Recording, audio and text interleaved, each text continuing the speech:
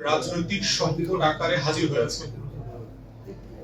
আপনারা জানেন যে 1757 সাল থেকে আমরা ব্রিটিশ ইস্ট ইন্ডিয়া কোম্পানি এবং পরবর্তীতে ব্রিটিশ রাজের কলোনিতে চলে গেছি এবং ব্রিটিশ কলোনিয়াল হিস্ট্রি দেখবেন যে কলোনিয়াল হিস্ট্রিটা শুরু হয়েছে কিন্তু বেঙ্গল থেকে। ইউরোপিয়ান কলোনাইজেশনের প্রথম যে ছবল পড়েছে সেটা হচ্ছে বাংলাতে ব্রিটিশদের দ্বারা, এবং দ্বিতীয় ছবল পড়েছে হচ্ছে মিশরে 1798 সালে ফ্রেঞ্চ কলোনিয়ালিস্টরা নেপোলিয়ন বোনাপার্টের নেতৃত্বে মিশর দখল করে। কেন বাংলা? Y Bengal first? এই জায়গাটা বুঝলে আজকের এই যে ছোট্ট দাবিটাকে আপনারা রিডিউস করে জায়গায় নিয়ে আসতে পারবেন। মুঘল আমলে যখন 1700 খ্রিস্টাব্দে ব্রিটিশরা ব্যবসা করতে আসা যাওয়া শুরু করে, ইস্ট ইন্ডিয়া কোম্পানি কিন্তু আপনার ব্রিটিশ স্টক এক্সচেঞ্জে রেজিস্টার্ড হয়েছে 1600 খ্রিস্টাব্দে। তারা এই অঞ্চলে আসা যাওয়া করছে বহুদিন থেকে। ফরমালি মুঘল এম্পায়ারের কাছে ট্রেড লাইসেন্স নিয়ে এখানে ব্যবসা করা শুরু করে। সেই 1700 খ্রিস্টাব্দে সারা দুনিয়ার যে জিডিপি, এই জিডিপির 28% উৎপাদিত হতো মুঘল এম্পায়ারে। বুঝতে পারছেন? সারা দুনিয়ার জিডিপির 28% উৎপাদিত হতো মুঘল এম্পায়ারে, যেটার যোগফল আজকে আমেরিকা এবং চায়নাকে যোগ করলে বেশি হবে। পৃথিবীর সবচেয়ে দুইটা বড় অর্থনীতির দেশ আজকে 2024 সালে যা প্রডিউস করে, 1700 খ্রিস্টাব্দে আমরা এই মুঘল এম্পায়ার তার থেকে বেশি প্রডিউস করতাম। এবং এই মুঘল এম্পায়ারের আপনার সবচেয়ে ধনী প্রদেশ ছিল হচ্ছে বাংলা। এই যে 28% জিডিপি বললাম মুঘল এম্পায়ারের, এই 28%-এর মধ্যে 13 থেকে 14% প্রডিউস করতে হচ্ছে বেঙ্গল। আপনারা যদি হিস্ট্রি পড়েন আপনারা দেখবেন যে আজকে শুধু 40 বছর থেকে আমাদের নারী কর্মীরা কাপড় বানাচ্ছে ব্যাপারটা তা না। 16 শতাব্দীতেও আমরা বেস্ট ছিলাম এই যে সুইং করা, টেইলারিং করা, প্রডিউস করা। মসলিনের কথা আপনারা শুনেছেন যে আমরা রূপকথার গল্পের মতো পড়েছিলাম যে সুয়ের ফুটা দিয়া মসলিনের একটা শাড়ি, 16 হাতের শাড়ি, 11 হাতের শাড়ি বের করে নিয়ে আসা যাইতো। একটা ম্যাচ বক্সের ভিতরে একটা মসলিন শাড়ি ঢুকিয়ে রাখা যেত। এটা এত সফিস্টিকেটেড ছিল, এত সফট ছিল সেই মসলিন, এবং আমরা ছিলাম এটার প্রাউড প্রডিউসার। চায়নার সাথে ব্রিটিশদের এবং আরো ইউরোপিয়ানদের সাথে স্পাইস ওয়ার হয়েছে। আপনারা হয়তো জানেন যে মশলা রপ্তানি নিয়ে যুদ্ধ হয়েছে, যে এই মুঘল এম্পায়ারে ভারতবর্ষে যে মশলা উৎপাদিত হয়, এই উৎপাদন করবার, ম্যানুফ্যাকচার করবার, এক্সপোর্ট করবার লাইসেন্স কার্ড থাকবে কার্ড থাকবে না, এটা নিয়ে যুদ্ধ হয়েছে। বলে আমার দেশ কত রিচ ছিল। 1757 সালের 23শে জুন পলাশীতে বাংলার স্বাধীনতা হারায় বাংলা। তার পরের দিন 24 তারিখে লর্ড ক্লাইভ, আপনারা জানেন তখনকার ব্রিটিশ সেনাপতি ছিল, পরে ভাইসরয় হয়েছে, সে বলেছে যে আমি মুর্শিদাবাদের বাজারে যাব। আমি ভাবছি, কারণ তার যে কুটি বাড়ি এবং তার যে ফোর্ট, এটা মুর্শিদাবাদের বাজারের উপর দিয়ে যেতে হতো। তো আজকে সম্ভবত ঘোড়ায় করে যদি আমি মুর্শিদাবাদ বাজার ক্রস করি, বাংলার মানুষরা সম্ভবত আমাকে কেটে কুচি কুচি করে ফেলবে। সারপ্রাইজিংলি সে তার আত্মজীবনীতে লিখেছে যে আমি যখন মুর্শিদাবাদ ক্রস করলাম, দেখলাম পরশু দিনের মতোই, যুদ্ধের আগের দিনের মতোই, গ্রামের কৃষক তার লাউ গাছের লাউটা আমাকে দিল, 2টা বেগুন আমাকে দিল, আধা কেজি সিম দিল, আধা কেজি চাল দিল। সাদা মানুষ আসছে, বুঝলেন না? সাদা মানুষের অনেক দাম বাংলাদেশে, দেখছেন না? যে ইঁদুরটা সাদা হয়, এই ইঁদুরটাকে বিলাতি ইঁদুর বলে। বাংলাদেশে দেখবেন যে লাউটা বড় হয়, এটাকে বিলাতি কদু বলে আমাদের দেশে। যে কুমড়াটা 20 কেজি হয়, সেটাকে দেখবেন যে বিলাতি কুমড়া বলে। মানে এত হীনমন্যতা এই জাতির ভিতরে, যে জিনিসটা সে শতভাগ প্রডিউস করেছে, এটার ক্রেডিট নেওয়ার সাহস তার পর্যন্ত হয় নাই। একটা পরাধীন ঔপনিবেশিক জাতির যে চরিত্র। তো যুদ্ধের পরের দিনও যেই দেশকে সে পরাজিত করেছে, সেই দেশের প্রজারা তাকে উপঢৌকন দিতে চিন্তা করে নাই, আফসোস করে নাই, ওকে ধাওয়া দেয় নাই যে কি রে, দেশটা কি তোর বাপের নাকি, এটা বলে নাই। সেই পরিক্রমাতে বুঝতে হবে যে যারা এই দেশটাকে দখল করেছে, ওরা আসলে এই দেশটাকে কি চেয়েছে। ব্রিটিশ কলোনিয়ালিস্টদের হচ্ছে দুটো জিনিস তাদের পাওনা ছিল, তারা চেয়েছে। ন্যূনতম শাসন করবার জন্য একটা আইন শৃঙ্খলা থাকা দরকার, একটা বেসিক ল এনফোর্সমেন্ট থাকতে হবে, যেন আমাকে বস মানে, আমাকে ওস্তাদ মানে। আর দ্বিতীয়ত হচ্ছে ট্যাক্স কালেকশন। তাদের মূল গোলটা ছিল এখান থেকে সম্পদ আহরণ, ট্যাক্স কালেকশন, এবং এটাকে বস্তা ভরে ভরে বিদেশে পাঠায় দেওয়া, ইংল্যান্ডে, ইউরোপে পাঠায় দেওয়া। এবং লর্ড ক্লাইভ যুদ্ধে জেতার পরে জানেন যে আপনার যে এই যে যত বেশি গাদ্দারদের নাম আসে না, জগৎ শেঠ, উমিচাঁদ, রায়দুল্লভ, ওরা ছিল ওই সময়কার এসালন, বসুন্ধরা, ইউনাইটেড গ্রুপ, বেক্সিমকো, দরবেশ বাবা, এরা ছিল ওই সময়ে। এবং পরবর্তী দিন যখন জগৎ শেঠ ইয়েতে গেছে, লর্ড ক্লাইভ যখন বস্তা নিয়ে নিয়ে গেছে, এই সকল উমিচাঁদ আর জগৎ শেঠ, এসালমরা বস্তায় বস্তায় তাদের গোল্ড তোহফা হিসেবে লর্ড ক্লাইভকে দিছে। এবং লর্ড ক্লাইভ তখন 2টা জাহাজ ভর্তি করে শুধু গোল্ড নিয়ে গেছে ইংল্যান্ডে, গোল্ড নিয়ে গেছে। এবং কি পরিমাণ খারাপ অবস্থা চিন্তা করেন যে ব্রিটিশ পার্লামেন্টে তখন লর্ড ক্লাইভকে নিয়ে আলোচনা হইতেছে, যে চোরেরা বসে আলোচনা করতেছে যে এই চুরিটা একটু বেশি হয়ে গেছে। বুঝতে পারতেছেন, দেশ কিন্তু দখল করে ফেলছে, চুরিও করবে এই দেশ থেকে, কিন্তু এত চুরি করে নিয়ে গেছে 1 সপ্তাহের ভিতরে যে চোররা পর্যন্ত লজ্জা পাইছে।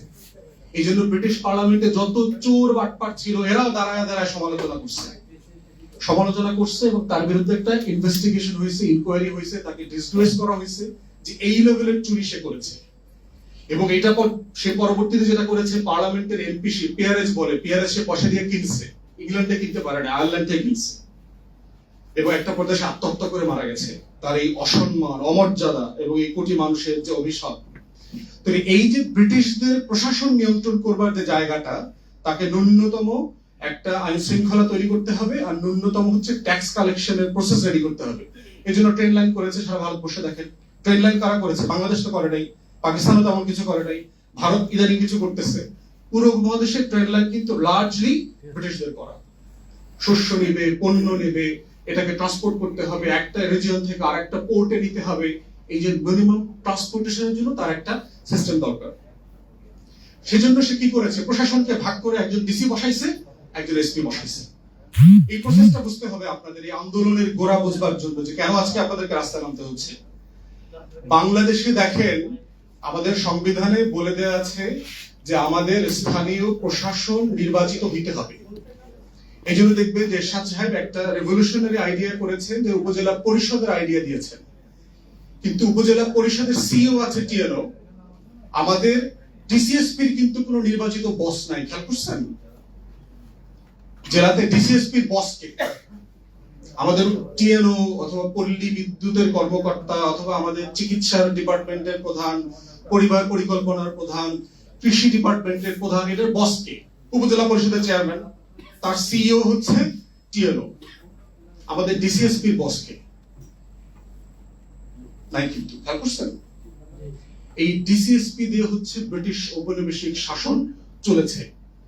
এবং ইউজুয়ালি এই ডিসিএসপি যেগুলো হইতো, এটা হলো সাদা লোক হইতো, আর লাঠিয়াল্লি তো লোকাল লোক।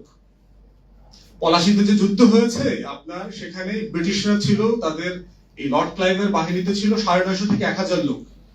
তার ভিতরে মাত্র 300 ছিল সাদা ইউরোপিয়ান সোলজার, বাকি 700 হইল এই আমার আপনার অঞ্চলের মানুষ। ভাড়ায় যুদ্ধ করতে আসছে, টাকা দিবে, দিনের বেতন, মাসের বেতন, ভাড়ায় খাটতে আসছে। বাংলাদেশে মিছিলে যায় লোকজন, দেখছেন না, ভাড়ায় মারামারি করে না বড় বড় দলের, এই ভাড়ায় যুদ্ধ করতে গেছে। তো এই ডিসিএসপি কালচারটা হচ্ছে আপনার সেই কলোনিয়াল টাইম। এই জন্য এখনো যখন আপনারা ডিসিএসপি কাছে যাবেন, দেখা করবেন, কথা বলবেন, ও দেখবেন নিজের কিন্তু একটা বিলাতি ইন্দুরের মতো সাদা ইন্দুর মনে করে। দেখেন ওর অ্যাটিটিউডটা হলো একটা বিলাতি ইন্দুর, কিন্তু আজন্ম কিন্তু ওই মাটির ছেলে। মাটির ছেলে না? ডিসিএসপি কে হইতেছে? আমার আপনার ঘরের ছেলে না, আমার ভাই, চাচা, মামা, খালা আপনাদের। কিন্তু ওর অ্যাটিটিউডটা হইলো একটা বিলাতি কদুর মতো, ও ব্রাহ্মণের মতো আচরণ করে। সব নমশূদ্র, এরা যারা আসছে এরা সব নমশূদ্র। এই ব্রাহ্মণ সত্তাটা আমার আপনার সবার মধ্যে ডেভেলপ করে ফেলছে গত 200-250 বছরে।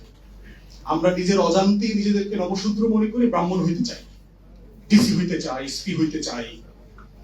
কারণ এটা দেখবে এই জন্য তারা একটা রিফর্ম করে না, এটাকে তারা জবাবদিহিতার আওতায় আনে না, এটার বিকল্প সম্মানজনক চাকরি তারা তৈরি করে না। এটাকে এত বেশি কমপ্লেক্স করে ফেলছে, আনপ্রোডাক্টিভ করে ফেলছে, ডিসফাংশনাল করে ফেলছে, কোনো ফাংশন করছে না, এটা কোনো জবাবদিহিতা নাই। তো সেই জায়গাতে আজকের মৌলিক সংকটটা হচ্ছে তরুণদের বেকারত্ব। 35-এর আন্দোলন কেন করতে হচ্ছে? যে দেশে যদি ইউরোপে কি 35-এর আন্দোলন হয়, কারণ ওখানে 21-22-এর পরে থেকেও বেকার থাকে না। তাহলে আমার দেশের তরুণ তরুণীরা 21-22-এর পরে কেন বেকার থাকবে? আমি যদি ইংল্যান্ডে লম্বা সময় ছিলাম, আমরা সুইপারের হাতেও দেখবেন আপনার সে আইফোন ব্যবহার করতেছে, ক্লিনারও আসছে, কাপড় চেঞ্জ করে রেখে ক্লিনারের কাপড় পরে ক্লিনিং করে গেল, একটা আইফোনটা থেকে ড্রয়ার থেকে বের করে ভর একটা গাড়ি চালায় বের হয়ে চলে গেল। আপনি বস না ক্লিনার এটা বুঝতে অনেক ডিফিকাল্ট হবে। তো লাইফের এই ন্যূনতম জায়গাটা তৈরি হয় না কেন আমাদের এখানে? তাহলে আমার শিক্ষা ব্যবস্থা কেন বেকার তৈরি করতেছে? এইটা ইমিডিয়েটলি দাবির সাথে যেভাবে একমত, এটাও বোধ করছি যে দাবিটা মেনে নিলেই তো সমস্যার সমাধান হচ্ছে না।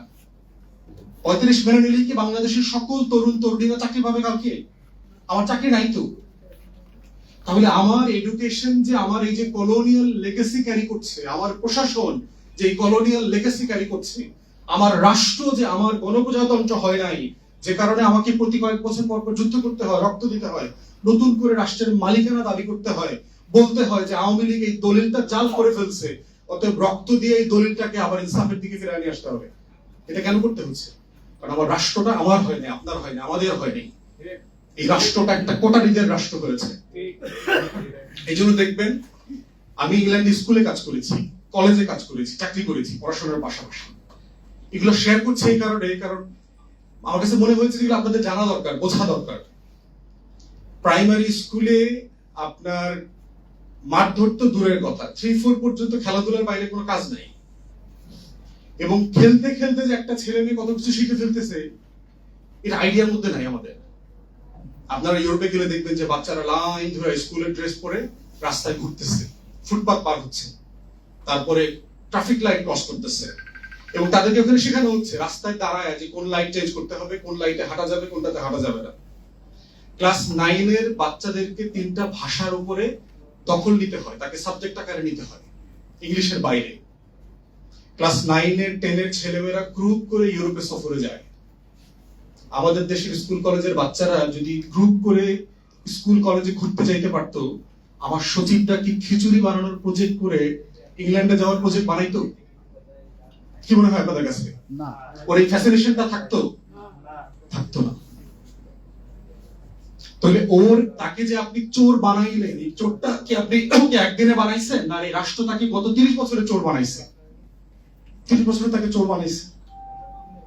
তাহলে আমি যখন কলেজে কাজ করছি দেখছি আপনার যে রাজমিস্ত্রির কাজ কলেজে শেখানো হয়। বাংলাদেশে বিল্ডিং বানায় কারা? কোন ট্রেনিং আছে? ইলেকট্রিশিয়ান একটা সাবজেক্ট, টাইলস ফ্লোরের টাইলস তৈরি করা এটা একটা সাবজেক্ট, ফিজিক্সের মতো, কেমিস্ট্রির মতো, বায়োলজির মতো এটা একটা সাবজেক্ট।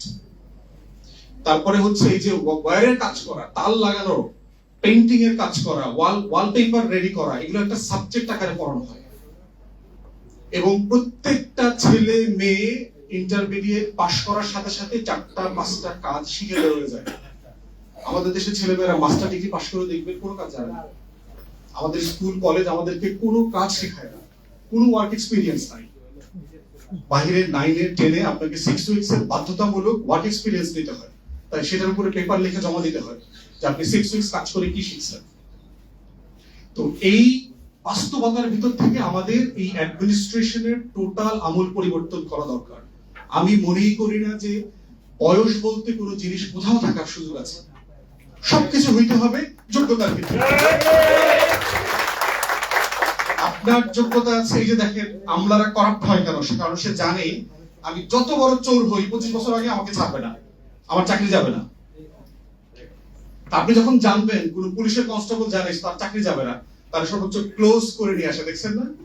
মানে তাকে দূর থেকে ক্লোজ আরো কাছে নিয়ে আসে চুরি করার জন্য।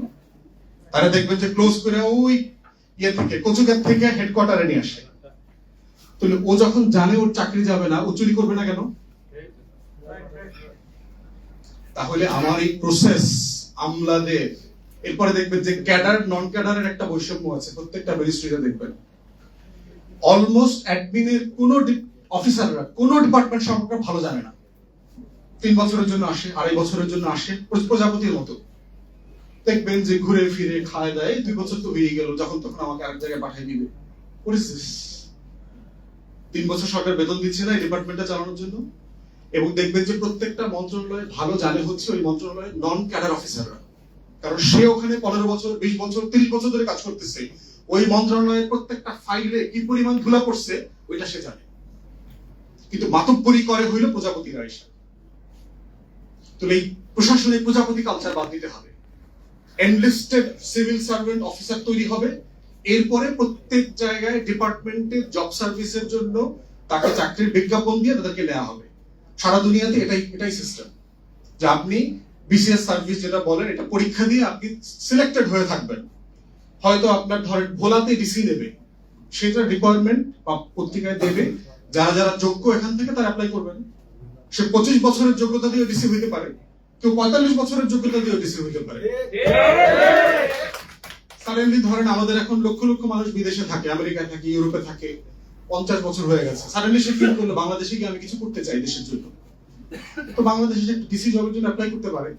সে যদি ফিল করে যে আমি এই ডিসি চাকরিটার জন্য অ্যাপ্রোপ্রিয়েট, আমি এটার জন্য ফিট, যে ক্রাইটেরিয়া দেওয়া হয়েছে, কেন করতে পারবে না? তার এক্সপিরিয়েন্স এই যে 20 বছর 30 বছর সে বিদেশে ইউরোপে কাটাইলো, এটা সে দেশকে কেন দিতে পারবে না? এরপরে দেখবেন যে দ্বৈত নাগরিকের আরেকটা পাটপাড়ি শুরু করছে এরা। বিচারপতি হইতে পারবে না, সরকারি কর্মকর্তা কর্মচারী হইতে পারবে না। এটার একটা বড় জায়গা হচ্ছে দেখবেন রিসেন্টলি আপনারা দেখছেন না, 12 বছর 13 বছর আগে বিসিএস এর অফিসারদেরকে ফিরায় নিয়ে আসছে বিজ্ঞাপন দিয়ে দিয়ে। এদেরকে যেন ফিরে আসতে না পারে, আমাকে একজন বিশ্বস্ত সূত্রে কয়েকজন অফিসার বলছে অ্যাডমিনরা এই প্রভিশনটা করছে হলো এই কারণে। কারণ ধরুন বুয়েট থেকে পাস করছে, যে বিসিএস এ ফার্স্ট হয়েছে একটা ছেলে, আপনারা দেখছেন না, সে কোরআনে হাফেজ, এই কারণে তাকে বিসিএস এ নাই, ও তো আমেরিকাতে চলে গেছে অথবা ইউরোপে চলে গেছে, একটা ভালো জব করে, ইউরোপিয়ান সিটিজেন হয়ে গেছে। এখন ও চাইলে কি ফিরতে পারবে? কিন্তু ওর 12 বছরের একটা এক্সপিরিয়েন্স হয়ে গেছে না ইউরোপিয়ান একটা কোম্পানিতে জব করার। অ্যাডমিনের ক্যাডাররা ইচ্ছা করে এই প্রভিশনটা করেছে যেন এরা কেউ সার্ভিসে ফিরে আসতে না পারে। তো বাংলাদেশে আপনি আইন করেছেন, নাগরিকত্ব আইন আছে, যে বাংলাদেশের নাগরিকরা অন্য দেশে দ্বৈত নাগরিকত্ব নিতে পারবে। তো নিতে পারলে তার টাকাটা আপনার